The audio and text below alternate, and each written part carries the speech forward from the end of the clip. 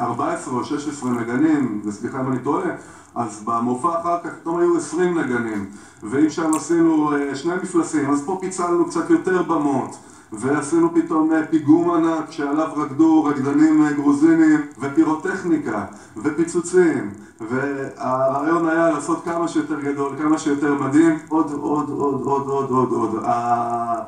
השיא שהיה האחרון שחשבתי שהוא השיא היה כבר 100 נגנים בבמה עגולה 360 עם משה פרץ.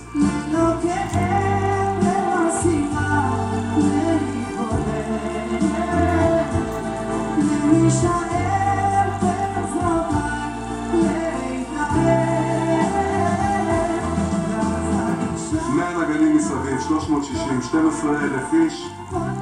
אני חשבתי שאחרי זה שווה לפרוש בשיא. אחר כך הגיע גם משה פרץ, גם עומר אדם, הספיריט אוף דה בנד.